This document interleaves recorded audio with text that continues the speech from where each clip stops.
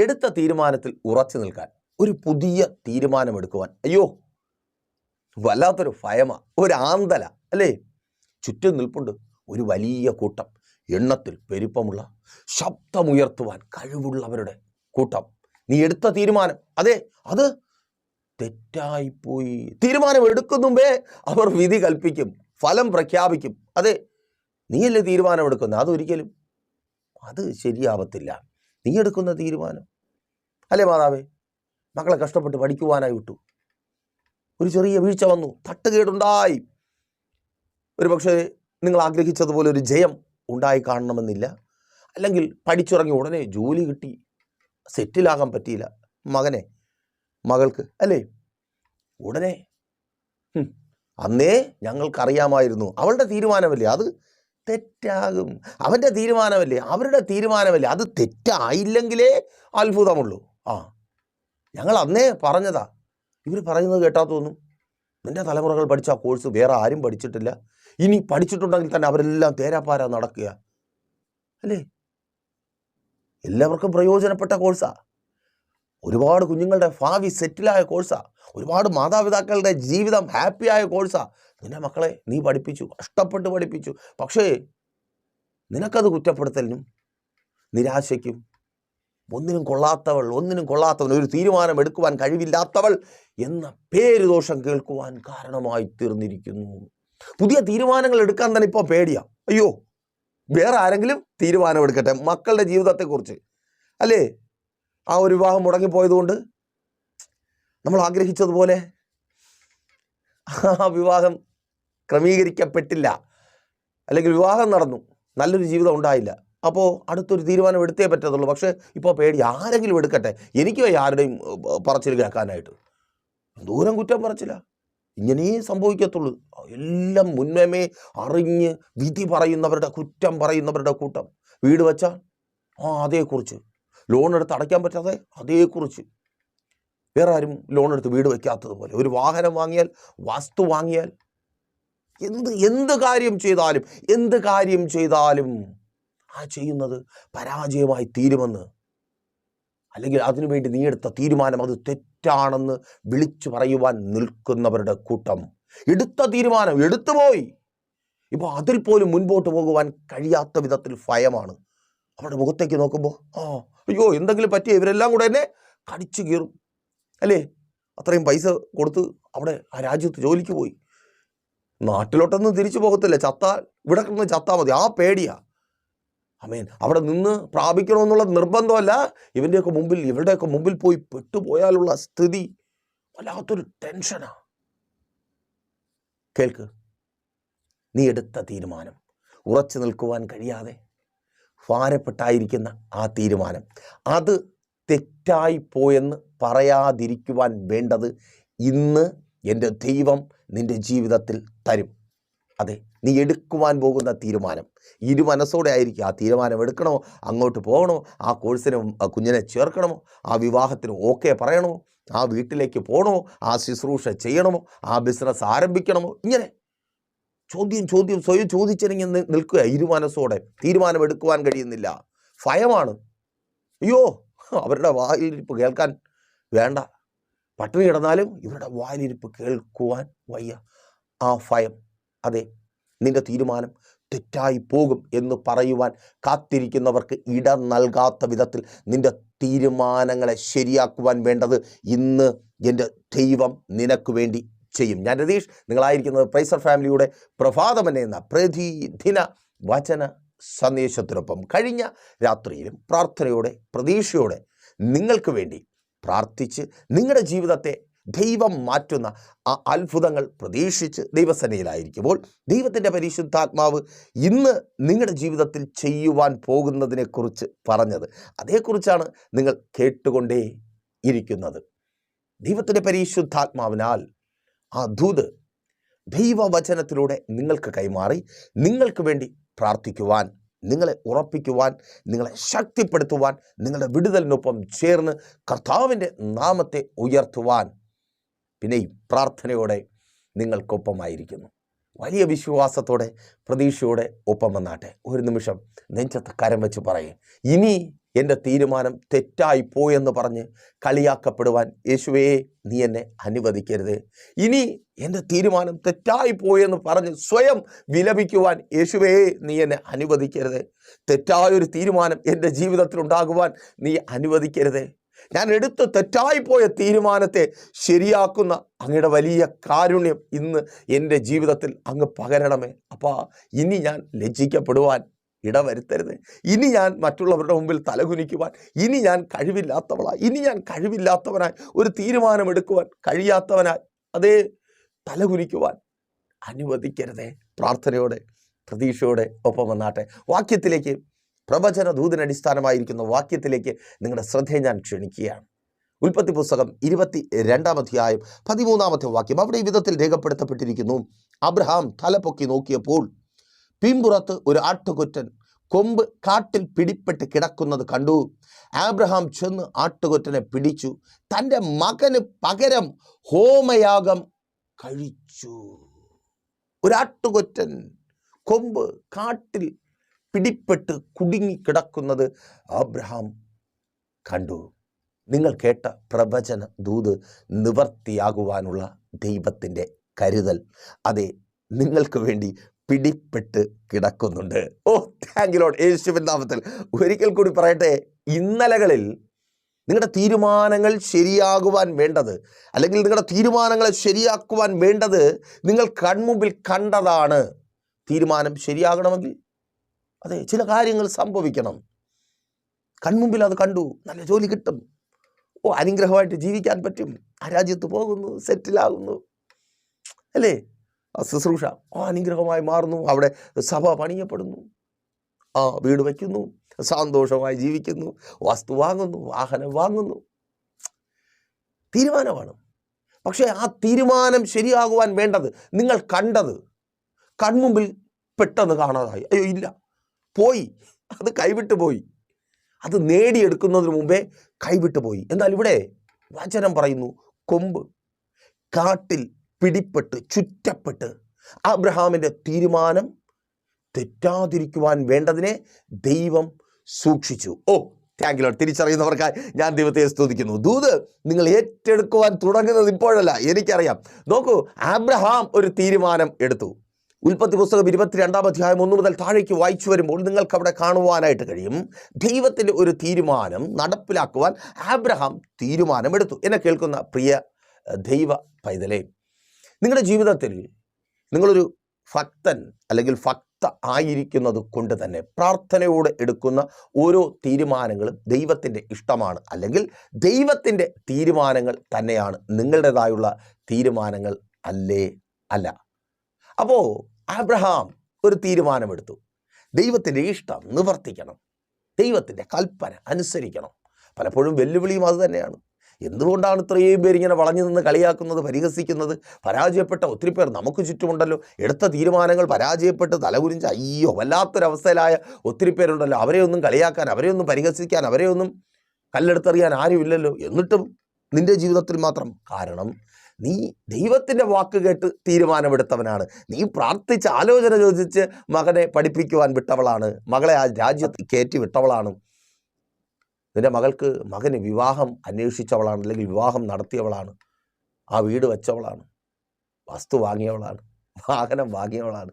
അല്ലേ, നമ്മൾ എന്ത് ചെയ്തതും പ്രാർത്ഥിച്ചിട്ടാ, കർത്താവിൻ്റെ ഇഷ്ടപ്രകാരം നമ്മൾ ചെയ്തതാണ്.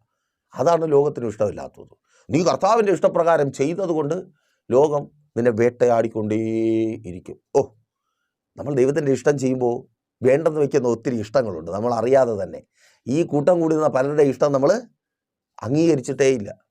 നമ്മുടെ തീരുമാനത്തെ സ്വാധീനിക്കുവാൻ അവർക്ക് നമ്മൾ അവസരം കൊടുത്തിട്ടില്ല. എന്നെ കേൾക്കുന്ന പ്രിയരെ, നിങ്ങൾ എടുക്കുന്ന തീരുമാനം അതെന്ത് തന്നെയായിരുന്നാലും ചുറ്റുമുള്ളവർക്ക് നിങ്ങളെ സ്വാധീനിക്കുവാൻ അവസരം കൊടുക്കരുത്.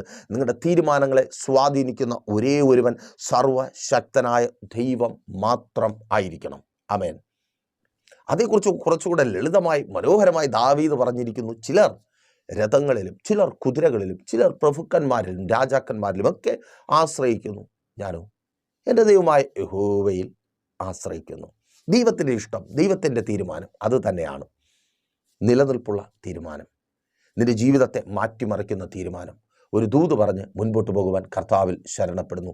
നീ ദൈവസന്നിധിയിൽ പ്രാർത്ഥിച്ചെടുത്ത തീരുമാനങ്ങൾ ഒന്നും നിൻ്റെ ജീവിതത്തെ തകർത്ത് കളഞ്ഞു, നശിപ്പിച്ചു എന്ന് പറയുവാൻ നിനക്കും മറ്റുള്ളവർക്കും പറയുവാൻ എൻ്റെ ദൈവം ഇട വരുത്തത്തേയില്ല. നിൻ്റെ തീരുമാനങ്ങൾ ദൈവസന്നിധിയിൽ നീ പ്രാർത്ഥിച്ചെടുത്ത തീരുമാനങ്ങൾ പൂർത്തീകരിക്കുന്നത് നീയല്ല, നിൻ്റെ ബുദ്ധിയല്ല. നിനക്കൊപ്പം നിന്ന് നിന്നെ പരിഹസിക്കുന്നവരല്ല, വലിച്ചു താഴെയിടുവാൻ നോക്കുന്നവരല്ല, സർവശക്തനായ ദൈവം. അതേ, നീ പ്രാർത്ഥിച്ചെടുത്ത തീരുമാനത്തെ നിവർത്തിക്കുന്നത്, പൂർത്തീകരണം വരുത്തുന്നത് എൻ്റെ ദൈവം അത്രേ.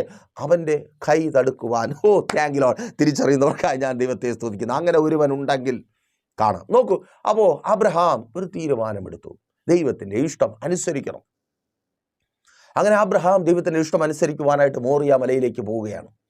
അബ്രഹാമിന് തൻ്റെ മകനെ യാഗം കഴിക്കണം. അതാണ് ദൈവത്തിൻ്റെ ഇഷ്ടം. ദൈവം പലപ്പോഴും നമ്മോട് പലതും ചോദിക്കും.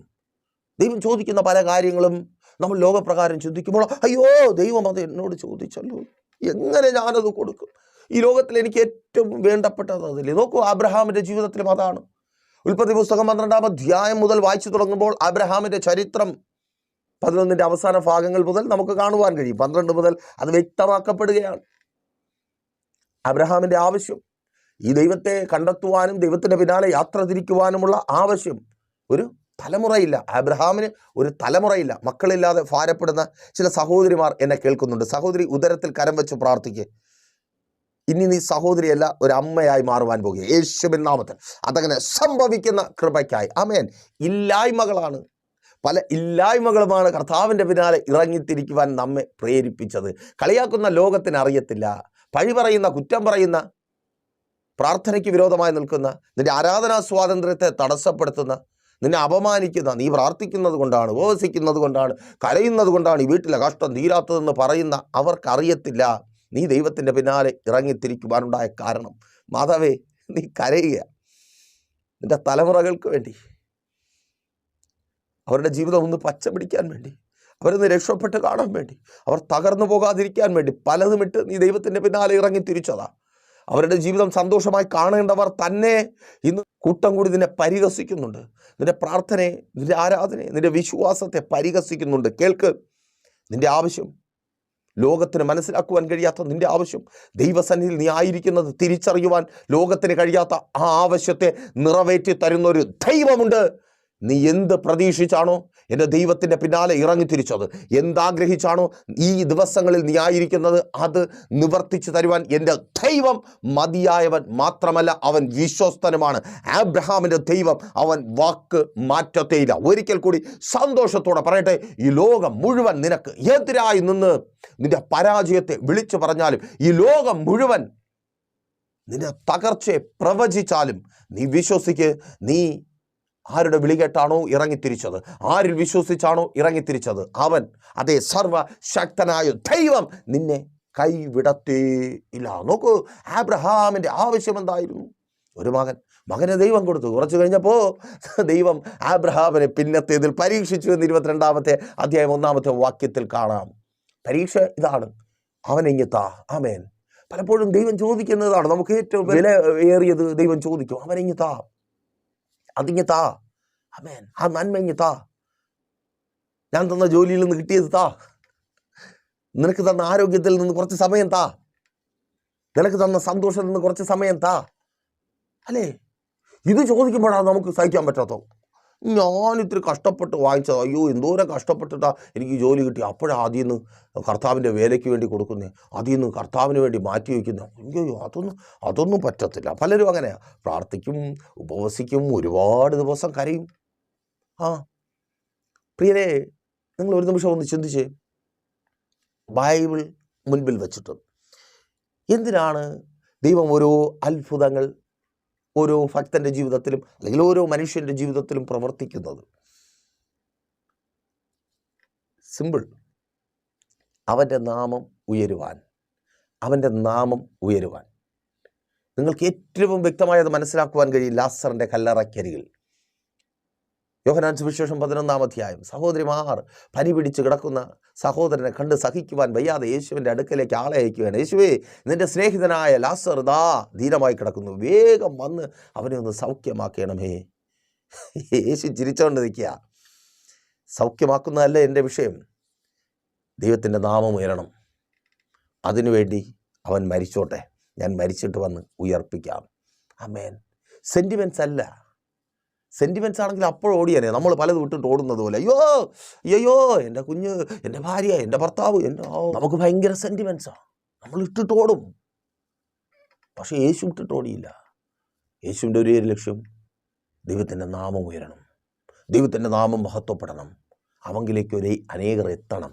പ്രിയരെ, നിങ്ങളുടെ ജീവിതത്തിൽ കർത്താവ് ചെയ്യുന്ന വലുതാകട്ടെ ചെറുതാകട്ടെ, ഓരോ വിടുതലുകൾക്ക് പിന്നിലും ദൈവത്തിൻ്റെ ഇഷ്ടം നിങ്ങളിലൂടെ ദൈവത്തിൻ്റെ നാമം ഉയരണം. നിങ്ങൾക്കൊരു ജോലി തരുമ്പോൾ കർത്താവ് ആഗ്രഹിക്കുന്നത് നിങ്ങളിലൂടെ, നിങ്ങളുടെ അധ്വാന ഫലത്തിലൂടെ കർത്താവിൻ്റെ നാമം ഉയരണം, കർത്താവിൻ്റെ വേല വളരണം. നിങ്ങൾക്ക് തലമുറകളെ തരുമ്പോൾ കർത്താവ് ആഗ്രഹിക്കുന്നത് അവരിലൂടെ കർത്താവിൻ്റെ നാമം ഉയരണം. നിങ്ങൾക്കൊരു കുടുംബജീവിതം തരുമ്പോൾ കർത്താവ് ആഗ്രഹിക്കുന്നത് ആ കുടുംബജീവിതത്തിലൂടെ കർത്താവിൻ്റെ നാമം ഉയരണം. നിങ്ങൾക്കൊരു സൗഖ്യം തരുമ്പോൾ കർത്താവ് ആഗ്രഹിക്കുന്നത് ആ സൗഖ്യത്തിലൂടെ കർത്താവിൻ്റെ നാമം ഉയരണം. അതേ, കർത്താവ് അതിനായി നിന്നെ സൗഖ്യമാക്കുക. വിശ്വാസത്തോടെ പ്രാർത്ഥിക്കുക, യേശുവിൻ നാമത്തിൽ ഇപ്പോൾ സൗഖ്യമാകാം. Thank you Lord. ഇനി കിടക്കണ്ട, എഴുന്നേറ്റ് നടന്ന് കർത്താവിൻ്റെ നാമത്തെ ഉയർത്തിക്കുക. അപ്പോൾ അതാ കർത്താവിൻ്റെ ആഗ്രഹം, അതാണ്. അല്ല നമുക്ക് സ്വന്തമാക്കി വെച്ച് അയ്യോ ഇതെനിക്ക് കർത്താവ് തന്നു, ഇനി ഞാൻ കൊടുക്കില്ല, ഇനി ഞാനിത് ഇങ്ങനെ കൊണ്ട് നടക്കും. അല്ല, കർത്താവ് ചോദിക്കുന്നുണ്ട്. നിനക്ക് തന്നതിൽ ഓഹരി കർത്താവ് ചോദിക്കുന്നുണ്ട്. എന്തിന്? കർത്താവിൻ്റെ നാമത്തെ ഉയർത്തുവാൻ മാത്രമല്ല. അങ്ങനെയാണെങ്കിൽ ഒരുപക്ഷെ പലരും ചിന്തിക്കും അതിൻ്റെ ആവശ്യമില്ല, ഇവിടെ വെച്ച് നിർത്താം. അതിനുവേണ്ടി മാത്രമല്ല ചോദിക്കുന്നത്. നോക്കൂ, അനന്തരം ആബ്രഹാമിനെ ദൈവം പരീക്ഷിച്ചു. അപ്പോൾ ദൈവത്തിൻ്റെ വാക്ക് കേട്ട് ആബ്രഹാം ഒരു തീരുമാനമെടുത്തു. ഈ ദൈവം എൻ്റെ കാത്തിരിപ്പിന് മറുപടി തന്ന ദൈവമാണ്, ഈ ദൈവത്തിൻ്റെ വാക്ക് ഞാൻ തള്ളിക്കളയത്തില്ല. ദൈവഹിതം പോലെ മുൻപോട്ട് പോകാം. പോകുമ്പോൾ അബ്രഹാമിൻ്റെ ഉള്ളിൽ ഇതേ ചോദ്യങ്ങളുണ്ട്. ഞാൻ വീട്ടിൽ വന്ന് എന്ത് പറയും? സാറയോട് ഞാൻ എന്ത് പറയും? ഒത്തിരി ദാസീദാസന്മാർ അബ്രഹാമിനുണ്ട്, അവരോട് എന്ത് പറയും? രാജാക്കന്മാരുമായിട്ടൊക്കെ ബന്ധമുണ്ട് അബ്രഹാമിന്, അവരോട് എന്ത് പറയും? ഒരു ബാല്യക്കാരൻ കൂടെ ഉണ്ടായിരുന്നു, അവനെയും ദൂരെ നിർത്തിയിട്ടാണ് കയറിപ്പോയത്. തിരികെ വരുമ്പോൾ അവനോട് എന്ത് പറയും? ഒന്ന് ചിന്തിച്ച് നോക്കിയേ. ഒരുപാട് പേരുടെ ചോദ്യങ്ങൾക്ക് ഉത്തരം പറയണമല്ലേ? ആ തീരുമാനം തെറ്റായിപ്പോയ, ആ ബിസിനസ് തുടങ്ങിയിട്ട്, ആ എക്സാം എഴുതാൻ വേണ്ടി പ്രിപ്പയർ ചെയ്തിട്ട് ഇനി കിട്ടിയില്ലെങ്കിൽ, സ്കോർ കിട്ടിയില്ലെങ്കിൽ, അവിടെ പോയിട്ട് രക്ഷപ്പെട്ടില്ലെങ്കിൽ, അല്ലേ? അവരിലേക്കാണോ നോക്കുന്നേ? നീ കേട്ടതല്ലേ ദൈവത്തിൻ്റെ ശബ്ദം? കർത്താവ് നിന്നോട് സംസാരിച്ചതല്ലേ നിന്നെ അവിടെ എത്തിക്കാമെന്ന്, ആ പൊസിഷൻ നിനക്ക് തരാമെന്ന്, ആ ദേശത്തെ അതെ നിൻ്റെ പേരിൽ അറിയപ്പെടുത്താമെന്ന് പറഞ്ഞതല്ലേ കർത്താവ്? പിന്നെ എന്തിനാ അവിശ്വസിക്കുന്നേ? കർത്താവ് നിന്നോട് പറഞ്ഞിട്ടുണ്ടെങ്കിൽ നീ എടുത്ത തീരുമാനത്തിൽ ഉറച്ചു നിൽക്കുക. അത് തെറ്റായിപ്പോയെന്ന് പറയുവാൻ എൻ്റെ ദൈവം അനുവദിക്കത്തില്ല. അബ്രഹാം ഉറച്ചു നിന്നു. തൻ്റെ തീരുമാനം തെറ്റായിപ്പോയി എന്ന് പറയുവാൻ ദൈവം അനുവദിക്കത്തില്ല എന്ന ഉറപ്പോടെ. അതിൻ്റെ റിസൾട്ടാണ് കൊമ്പ് കാട്ടിൽ പിടിപ്പെട്ട് അവിടെ അതാ ഒരു ആട്ടുകൊറ്റൻ കിടക്കുന്നു. എന്തിനു വേണ്ടി? അബ്രഹാമിൻ്റെ തീരുമാനം തെറ്റായിപ്പോയെന്ന് ലോകം പറയാതിരിക്കുവാൻ വേണ്ടി, ലോകം വിധിക്കാതിരിക്കുവാൻ വേണ്ടി. എന്നെ കേൾക്കുന്ന പ്രിയ സഹോദര സഹോദരി, നീ ആ രാജ്യത്ത് കടന്നുപോയി, അതേ നിൻ്റെ തീരുമാനം തെറ്റായിപ്പോയി, നീ നശിച്ചു പോയി, മുടിഞ്ഞു പോയെന്ന് ലോകം പറയാതിരിക്കുവാൻ വേണ്ടത് അവിടെ എൻ്റെ ദൈവം കരുതിയിട്ടുണ്ട്. ഇന്നലകൾ നീ കണ്ട് പിന്നെ അയ്യോ എവിടെ പോയി എന്ന് നോക്കുവാൻ ഇടവരാതിരിക്കുവാൻ വേണ്ടത് ദൈവം പിടിച്ചു കെട്ടിയിട്ടിട്ടുണ്ട്. ആമേൻ. യേശുവിൻ നാമത്തിൽ ദൈവിക കരുതൽ സൂക്ഷിക്കപ്പെട്ടിട്ടുണ്ട്. ആമേൻ. മാതാവേ, പിതാവേ, നിന്റെ മക്കൾക്ക് അവിടെ നിൽക്കുവാൻ വേണ്ടത് ദൈവം കരുതിയിട്ടുണ്ട്. തൊഴിൽ ദൈവം കരുതിയിട്ടുണ്ട്, ആരോഗ്യം ദൈവം കരുതിയിട്ടുണ്ട്, സന്തോഷം ദൈവം കരുതിയിട്ടുണ്ട്, സമാധാനം ദൈവം കരുതിയിട്ടുണ്ട്. അതെ, അവിടെ നിന്ന് നന്മ പ്രാപിക്കുവാൻ വേണ്ടത്, അവരെ പഠിപ്പിച്ചത്, കടം വാങ്ങിച്ച് കയറ്റിവിട്ടത്, അത് പരാജയമായി തീർന്നു എന്ന് പറയുവാൻ എൻ്റെ ദൈവം അനുവദിക്കത്തില്ല. ജയം എൻ്റെ ദൈവം കരുതിയിട്ടുണ്ട്. സഹോദരി, ടെൻഷനാ? പഠിക്കണോ വേണ്ടേ? ഫീസ് അടച്ചു എന്നിട്ട് ടെൻഷനാ? അയ്യോ അവരെന്ത് പറയും? ആരെന്ത് പറയാനാ? എൻ്റെ ദൈവം ആ റിസൾട്ടിന് നിനക്ക് വേണ്ടി അവിടെ പൊതിഞ്ഞു കെട്ടി വെച്ചിട്ടുണ്ട്. ഇന്നലകളിലെ പോലെ അത് കാണാതെ പോകത്തില്ല. കൊമ്പ് കാട്ടിൽ കുരുങ്ങി കിടക്കുക. ആമേൻ, ആമേൻ, ആമേൻ. അത് നിനക്കുള്ളതാ, അത് നഷ്ടപ്പെട്ടു പോകത്തില്ല. സ്തോത്രം. യേശുവിൻ നാമത്തിൽ ആ റിസൾട്ട് നിനക്കുള്ളതാ, ആ സ്കോർ നിനക്കുള്ളതാ. നിന്റെ ജീവിതത്തെ മാറ്റുവാൻ യേശുവിൻ നാമത്തിൽ ഏറ്റെടുത്ത് പ്രാർത്ഥിക്ക്. ആ ജയം നീ പ്രാപിക്കുക. Thank you lord. യേശുവിൻ നാമത്തിൽ അതങ്ങനെ സംഭവിക്കുന്ന കൃപയ്ക്കായി. ആമേൻ. സ്തോത്രം. നിന്റെ കുടുംബജീവിതം സന്തോഷമായി മുൻപോട്ട് പോകുവാൻ വേണ്ടത്, നീ ആ ഭവനത്തിൽ തുടരുവാൻ വേണ്ടതിൻ്റെ ദൈവം കരുതിയിട്ടുണ്ട്. എന്തിനാ ടെൻഷൻ അടിക്കുന്നത്? അയ്യോ, അവരൊക്കെ പറഞ്ഞതുപോലെ സംഭവിച്ചല്ലോ, എൻ്റെ ഭർത്താവ് അങ്ങനെ ആയല്ലോ, എൻ്റെ സ്തോത്രം. ആമേൻ. എവിടെയാ ഒരു ഫ്ലാഷ് ഓഫ് ദ സെക്കൻഡ്? അപ്പോൾ എത്ര മൈക്രോ സെക്കൻഡാ ആ കത്തി, വീശപ്പെടുന്ന കത്തി കഴുത്തിൽ പതിച്ച് തലയും ഉടലും രണ്ടായി തീരുവാൻ വേണ്ട സമയം. ആ മൈക്രോ സെക്കൻഡിൽ ഒരു ദൈവപ്രവൃത്തി. ഇന്ന് സ്തോത്രം, മണിക്കൂറുകൾ അല്ല, ഒരു മൈക്രോ സെക്കൻഡ്. നീ വിശ്വസിക്കാത്ത ഒരു ഞൊടി നേരത്തിനകത്ത് നിനക്ക് ഉൾക്കൊള്ളുവാൻ കഴിയാത്ത ഒരു ഞൊടി നേരത്തിനകത്ത് ദൈവത്തിൻ്റെ കരുതൽ നിന്റെ കരങ്ങളിലെത്തുക. ഓ താങ്ക് യു ലോർഡ്, യേശുവിൻ നാമത്തിൽ. Oh thank you lord. ആ കോൾ വരിക. ആമേൻ. Thank you lord. പ്രാർത്ഥിച്ചാട്ടെ. ആ കോൾ വരിക സഹോദരി, യേശുവിൻ നാമത്തിൽ. ആമേൻ. സ്തോത്രം. അത് തന്നെ കർത്താവ് അവിടെ കരുതിയിട്ടുണ്ട്. ബാല്യക്കാരൻ യജമാനനെ വിധിക്കാതിരിക്കുവാൻ. ആദ്യം വിധിക്കുന്നത് ആരാ? ബാല്യക്കാരനായിരിക്കും. തൻ്റെ ബാല്യക്കാരൻ യജമാനെ നോക്കിയിട്ട്, നീ ഇത്ര മണ്ടനായിപ്പോയല്ലോടാ, നീയാണല്ലോ എൻ്റെ യജമാനൻ, നീയാണല്ലോ മുതലാളി എന്ന് പറയാതിരിക്കുവാൻ. കൂടെയുള്ള ഒത്തിരി പേര് നിൻ്റെ സ്ഥാപനത്തിൽ നിൻ്റെ കീഴെ ജോലി ചെയ്യുന്ന, അല്ലെങ്കിൽ നിന്നെ അംഗീകരിക്കേണ്ട നിൻ്റെ ഫാമിലി, നിൻ്റെ സ്റ്റാഫ്, നീ പഠിപ്പിക്കുന്ന നിൻ്റെ സ്ഥാപനത്തിലെ നിൻ്റെ വിദ്യാർത്ഥികൾ, നിൻ്റെ സഭയിലെ വിശ്വാസികൾ, അവർ നിന്നെ അപമാനിക്കാതിരിക്കുവാൻ, നിന്ദിക്കാതിരിക്കുവാൻ നീ ഭയപ്പെടുന്നത് സംഭവിക്കത്തില്ല. വേണ്ടത് കർത്താവ് കരുതിയിട്ടുണ്ട്. ആമേൻ. യേശുവിൻ നാമത്തിൽ. Thank you Lord. അതങ്ങനെ സംഭവിക്കുന്ന കൃപയ്ക്കായി. ആമേൻ. കരുതിയിട്ടുണ്ടെന്നേ. തുടർന്ന് ഭാര്യയുടെ അടുത്താ വരാനുള്ളത്. ഭാര്യ സാറ ആദ്യം തെറി പറയും, പിന്നെ സ്വയം ശമിക്കും, പിന്നെ പൊട്ടി കരയും. ഒരമ്മയുടെ വേദന, ഭയമ. ഭർത്താവിനോട് ഇങ്ങനെ തുറന്നു പറയും. മക്കൾ ഇന്നായിരിക്കുന്ന അവസ്ഥ, മദ്യപിക്കുന്ന, ലഹരി മരുന്നുകൾ ഉപയോഗിക്കുന്ന, ലോകപ്രകാരം ജീവിക്കുന്ന, ചെയ്യുവാൻ പാടില്ലാത്തത് ചെയ്യുന്ന, പറയുന്ന, ആൺപെൺ വ്യത്യാസമില്ലാതെ മ്ലേച്ഛതയിൽ ജീവിക്കുന്ന പലയിടങ്ങളിലും അപ്പൻ കഷ്ടപ്പെടുകയാണ് ഈ മക്കളെ വളർത്തുവാൻ വേണ്ടി. പക്ഷേ ആ മക്കളായിരിക്കുന്ന അവസ്ഥ എൻ്റെ ഭർത്താവ് അറിഞ്ഞാൽ ഭയമാ സഹോദരി നിനക്ക്. ഭാര്യയോട് പറയുവാൻ കഴിയാതെ ഭർത്താക്കന്മാർ ഉള്ളിൽ കൊണ്ട് നടക്കുക. അവൾ തകർന്നു പോകും. അല്ലേ സഹോദര? കേൾക്ക്. അവിടെ ഒന്നും ഒരു തകർച്ച ഉണ്ടാകാതിരിക്കുവാൻ, കുറ്റപ്പെടുത്തൽ ഉണ്ടാകാതിരിക്കുവാൻ, പഴി പറച്ചിലുണ്ടാകാതിരിക്കുവാൻ, നീ കാരണമാണ് എന്ന് പങ്കാളികൾ പറയാതിരിക്കുവാൻ, അതെ, നിന്റെ തലമുറകൾ വിടിവിക്കുവാൻ വേണ്ടത് എൻ്റെ ദൈവം കരുതിയിട്ടുണ്ട്. അവർ നശിച്ചു പോകുവാൻ, അതേ മാതാവേ പിതാവേ, നിന്റെ തലമുറകൾ നശിച്ചു പോകുവാൻ എൻ്റെ ദൈവം അനുവദിക്കത്തേ ഇല്ല. ആമേൻ. ആ കുഞ്ഞുമായി തന്നെ, ഇസഹാക്ക് എന്ന കുഞ്ഞുമായി തന്നെ അബ്രഹാം തിരികെ വന്നു. ആരുടെ മുൻപിലും തലകുനിക്കുവാൻ ഇട വരുത്താത്ത വിധത്തിൽ ദൈവം മനോഹരമായ അനുഗ്രഹീതമായ ഒരു കരുതൽ അബ്രഹാമിന് വേണ്ടി ഒരുക്കി. പ്രിയരെ, നിങ്ങളെടുത്ത തീരുമാനം, പ്രാർത്ഥിച്ചെടുത്ത തീരുമാനം, അത് പാഴായിപ്പോയി. അത് നിൻ്റെ പൊട്ട ബുദ്ധിയിൽ തോന്നിയതാണ്, അത് നിൻ്റെ പക്വതയില്ലായ്മയാണ് എന്ന് പറഞ്ഞ് പരിഹസിക്കപ്പെടുവാൻ എൻ്റെ ദൈവം, അതെ, സന്തോഷത്തോടെ പറയട്ടെ, എൻ്റെ ദൈവം അനുവദിക്കത്തേ ഇല്ല. വിശ്വാസത്തോടെ, പ്രാർത്ഥനയോടെ ദൈവസന്നിധിയിലായിരിക്കും. പലപ്പോഴും തളർന്നു പോകും, പലപ്പോഴും ഭയപ്പെട്ടു പോകും. ഭയപ്പെടേണ്ട. എങ്ങനെ ഭയപ്പെടാതിരിക്കുവാൻ കഴിയും? പ്രാർത്ഥനയും ഉപവാസവും. അതെ, വീണ്ടും പറയട്ടെ, 3 ദിവസം അബ്രഹാം ആഹാരം കഴിച്ചതായി നിങ്ങൾ അവിടെ എവിടെയെങ്കിലും കണ്ടിട്ടുണ്ടോ? വേദപുസ്തകം ശ്രദ്ധയോടെ വായിച്ചാൽ നിങ്ങൾക്ക് അവിടെയൊക്കെ കാണുവാൻ കഴിയും. ഭക്തന്മാരുടെ ശക്തിയേറിയ ഉപവാസം. എവിടെ ഒരു ഉപവാസമുണ്ടോ അവിടെ, അതെ, പല പഴിപറച്ചിലുകൾക്കും പരിഹാസങ്ങൾക്കും കുറ്റപ്പെടുത്തലുകൾക്കും അറുതി വരുത്തുന്ന ഒരു ദൈവപ്രവൃത്തിയും നിങ്ങൾക്ക് കാണുവാനായിട്ട് കഴിയും. ഉപവസിക്കുവാൻ, അതെ, ആഗ്രഹമുണ്ട്. എങ്ങനെ ഉപവസിക്കും? അയ്യോ, ജോലി തിരക്കിൽ ഞാനായിരിക്കുന്ന ഈ രാജ്യത്ത് ഈ പ്രശ്നങ്ങളുടെ അയ്യോ അയ്യോ പറ്റത്തില്ല ദൈവദാസനെ. പറ്റും. നിങ്ങളായിരിക്കുന്ന സ്ഥാനത്ത്, നിങ്ങൾ ഏത് അവസ്ഥയിലായിരുന്നാലും, ഏത് രാജ്യത്ത്, ഏത് തൊഴിൽ, ഏത് രോഗത്തിൽ മെഡിസിൻ എടുക്കുന്നവരായിരുന്നാലും നിങ്ങൾക്ക് ഉപവസിക്കുവാൻ കഴിയും. പ്രൈസർ ഫാമിലി നിങ്ങൾക്കൊപ്പമുണ്ട്. നിങ്ങളുടെ ഇത് മാത്രമായ ഒരു വിഷയത്തിന് വേണ്ടി നിങ്ങൾക്കൊപ്പം ചേർന്ന് ഉപവസിക്കുവാൻ കോൺടാക്ട് ചെയ്തോ. നമുക്ക് ഉപവസിക്കാം. പ്രാപിക്കേണ്ടത് പ്രാപിക്കാം. നിങ്ങളുടെ പ്രാർത്ഥന വിഷയങ്ങൾ അറിയിക്കുക. നിങ്ങളുടെ പ്രിയപ്പെട്ടവരോടും പ്രൈസർ ഫാമിലിയെക്കുറിച്ച് അറിയിക്കുക. പ്രൈസർ കുടുംബത്തിലെ അംഗങ്ങളാക്കി അവരെയും മാറ്റുക. അവരും മാറട്ടെ എന്ന്. എല്ലാ വെള്ളിയാഴ്ചകളിലും രാവിലെ 11:30 മണി മുതൽ പ്രൈസർ ഫാമിലിയുടെ ഉപവാസവും ഓൺലൈൻ മധ്യസ്ഥ പ്രാർത്ഥനയും ലൈവ് സ്ട്രീം ചെയ്യുന്നുണ്ട്. പ്രൈസർ ഫാമിലി ഗ്ലോബൽ എന്ന നമ്മുടെ യൂട്യൂബ് ചാനലിലൂടെ. ലിങ്ക് അവൈലബിൾ അല്ലാത്തവർ വാട്സപ്പിൽ കോൺടാക്ട് ചെയ്യുക.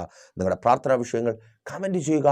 ലൈവായി തന്നെ ഞങ്ങൾ നിങ്ങൾക്ക് വേണ്ടി പ്രാർത്ഥിക്കും. ലൈവായി നിങ്ങളായിരിക്കുന്ന സ്ഥാനത്ത് നിങ്ങൾ ദൈവത്തിൻ്റെ അത്ഭുതം കാണും. എല്ലാ ഞായറാഴ്ചയും രാവിലെ 10 മണി മുതൽ പ്രൈസർ ഫാമിലിയുടെ വിശുദ്ധ സഭാരാധന ലൈവ് സ്ട്രീം ചെയ്യുന്നുണ്ട്. നിങ്ങൾ ലോകത്തിൻ്റെ ഏത് ഭാഗത്ത് പ്രാപിക്കുവാൻ കഴിയാതെ നിരാശയോടെ തലകുനിച്ചായിരിക്കുന്നു, അവിടെ നിങ്ങൾക്ക് ജോയിൻ ചെയ്യുവാൻ കഴിയും.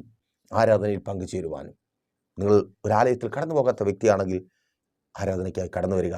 സ്വാഗതം. നമുക്ക് ഒരുമിച്ച് പ്രാർത്ഥിക്കാം, പ്രാപിക്കാം. 12 മണി മുതൽ കുഞ്ഞുങ്ങളുടെ സഭാരാധന. വൈകുന്നേരം 3 മണി മുതൽ നിങ്ങൾക്ക് എല്ലാവർക്കും കടന്നു വരുവാനും ഒരുമിച്ച് കൂട്ടായ്മയുടെ അനുഭവത്തിലായിരിക്കുവാനും പ്രാപിക്കുവാനും കഴിയുന്നൊരു അവസരമുണ്ട്.